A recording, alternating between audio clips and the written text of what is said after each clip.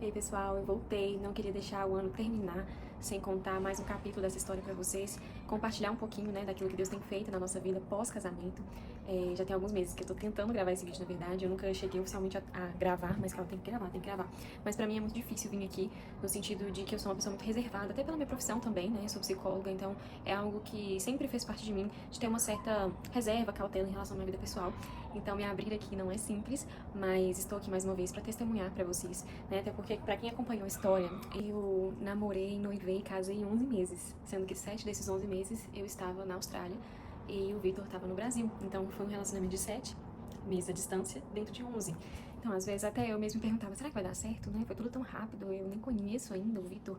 Eu sempre tive uma intenção, assim, eu sempre tive uma vontade de namorar por um tempo mais longo, de 2, 3 anos, conhecer realmente a pessoa pra depois, de fato, casar. E comigo aconteceu completamente diferente, né? Então, tem um motivo, eu não tô falando que todo mundo tem que ser assim, mas depois vocês assistam os outros vídeos pra vocês entenderem por que foi tão rápido.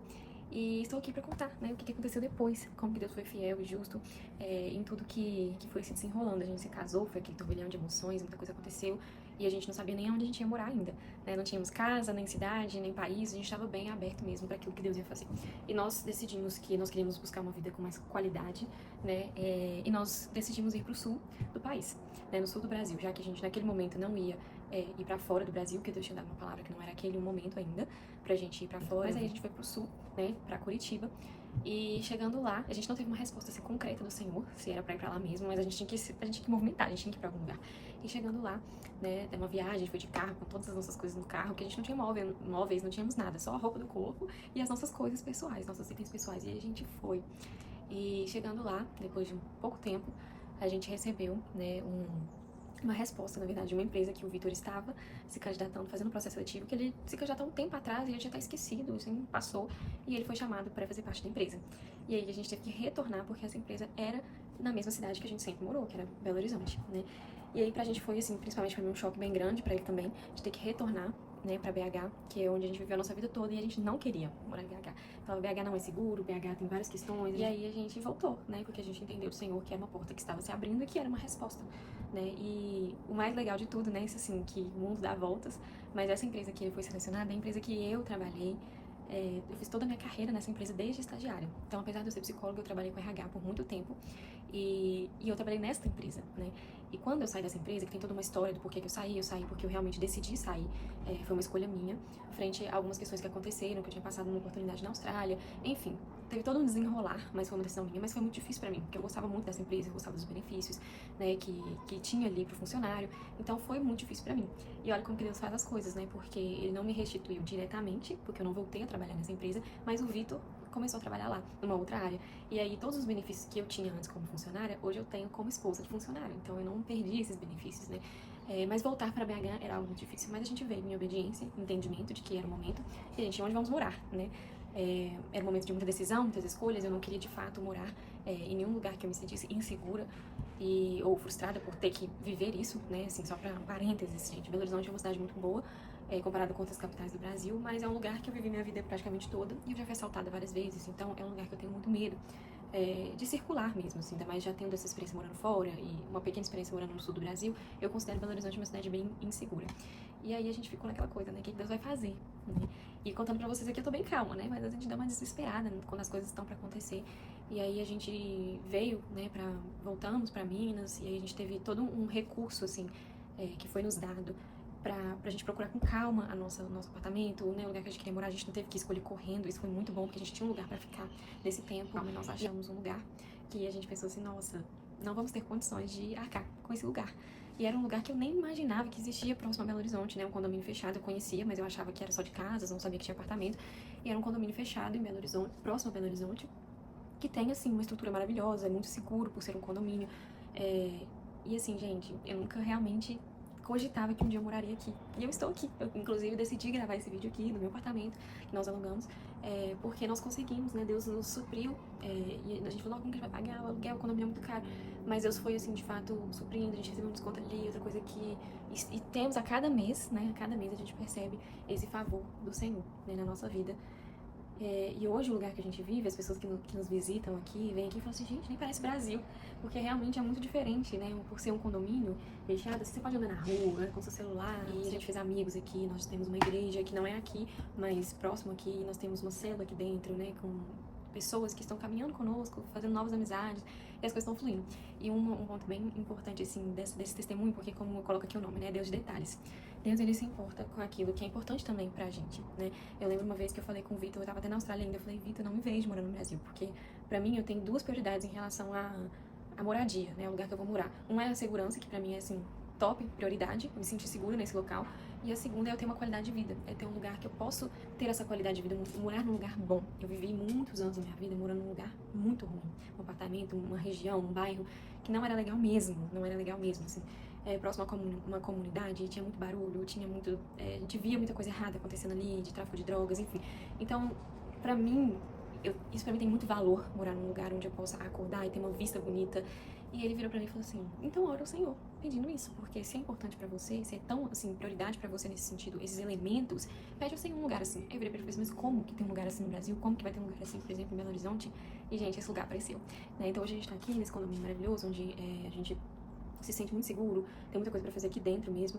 E uma coisa que eu também havia pedido ao Senhor, que eu tinha escrito no meu caderninho, que eu nem lembrava mais, que já tinha muito tempo que eu tinha escrito no meu caderninho, que eu queria morar num lugar, eu até escrevi em inglês na época, coloquei assim, live by the waters, né? Eu queria morar num lugar próximo à água, que fosse um mar, que fosse uma lagoa, que fosse qualquer coisa que tivesse água, porque eu sou muito assim, eu gosto, sabe, eu gosto de ter essa vista, e, gente, estou morando num lugar assim. Depois eu vou colocar pra vocês aqui uma foto exatamente do que eu tô vendo aqui agora, que vocês não vão conseguir ver por causa de onde tá o celular aqui, mas eu estou morando neste lugar, né?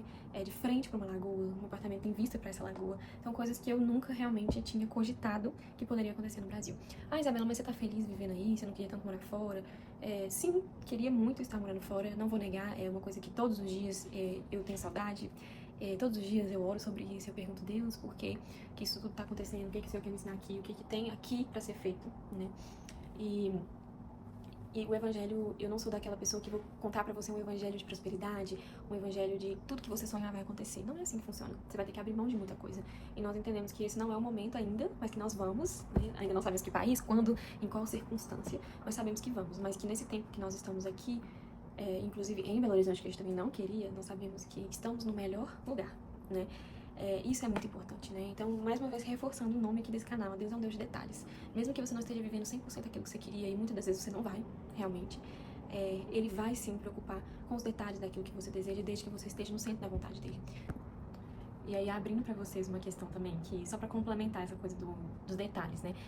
Eu comentei sobre essa questão de live by the waters, né? De estar morando num lugar cercado por águas. Alguns desejos que eu tinha, até mesmo assim, do layout do apartamento. Eu queria um apartamento mais open, assim, um layout mais aberto, aquele conceito um pouco mais americano, né? E o apartamento que a gente está tipo assim, é bem parecido. E todo mundo que vem aqui em casa, até pessoas que moram aqui no prédio, conhecem outros apartamentos do prédio, falam, nossa, seu apartamento é o apartamento mais bonito que tem no prédio. Porque ele é todo reformado, ele é cheio de armários embutidos, ele tem esse conceito mais aberto, porque eles fizeram uma reforma para que ele ficasse assim, né? Então, assim, de fato, são aqueles detalhes que Deus se preocupa, né? E de todos os apartamentos que a gente olhou, esse era o mais reformado, mais novinho, e era o que tinha um preço melhor, né? A gente não precisou colocar uma cortina nesse apartamento, a gente não precisou colocar um lustre, porque ele já veio com tudo. Ele só não veio com os móveis mesmo, assim, sofá, geladeira, essas coisas, mas veio com outras. É muito lindinho, assim, eu tô muito feliz com o apartamento, com a forma como a gente conseguiu decorar ele. Eu sempre quis uma decoração bem voltada, assim, pro azul, essa coisa meio ocean, assim, toda a minha decoração, vocês vão conseguir ver aqui, mas ela é bem voltada pra cor azul, que combina, né, com essa água, com viver surrounded, né, por essas águas. E assim, é muito bom ver Deus nesses detalhes, porque eu comprei, todas essas coisas que eu comprei de decoração, eu nem sabia onde eu ia morar ainda, mas eu já tinha aquela fé que ia acontecer, né? Mas enfim, aí uma outra coisa que aconteceu é que, assim, como eu comentei com vocês aqui nesse vídeo, eu morei num lugar bem complicado, tinha muito barulho, era um lugar, assim, bem complicado mesmo, assim, muita música alta até, de madrugada, às altas horas, e eu não dormia, porque eu tenho muita dificuldade de dormir quando tem barulho. E aí eu falava, Deus, todos os lugares que eu já morei até hoje, não foram poucos, eu já morei em mais de 10 apartamentos diferentes, todos eu tive alguma questão com o vizinho, com alguém fazendo barulho, festa, e constante, né? Não é uma coisa só de um dia, constante. E aí eu falava, Deus, onde será que o Senhor vai me levar, né? Porque eu preciso disso, eu preciso de um lugar silencioso. E aí, gente, o lugar que a gente mora não tem barulho de nada, nada, nada, nada, nada, nada. Não tem barulho de carro, de sirene, de buzina. E eu ficava assim preocupada. Aí o vizinho de cima, né? Se for aquele vizinho barulhento, com tanto de criança, como que eu vou fazer? E, gente, tem 6 meses que a gente mora aqui. Tem 6 meses que o apartamento de cima não mora ninguém. E aqui é um lugar super concorrido. Eu falo, gente, é Deus realmente cuidando, porque 6 meses, gente, 6 meses. E não ter um apartamento desse não ser alugado, sabe? Uma localização tão boa como essa.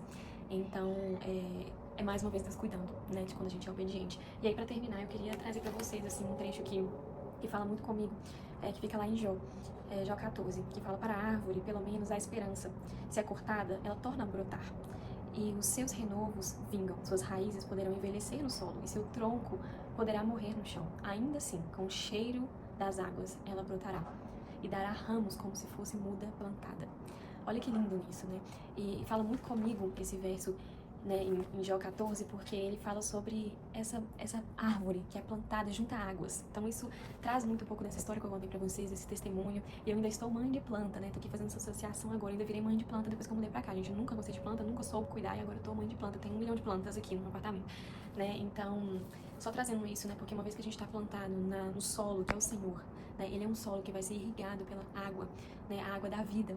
É a água que sustenta, que leva os nutrientes, que faz brotar, que faz crescer. Então esteja plantado, porque mesmo que vier a tribulação, haverá esperança, né? Mesmo que a árvore seja cortada, como aconteceu comigo, existiu esperança, né? Ela foi renovada e ao cheiro das águas, né? Ela brota.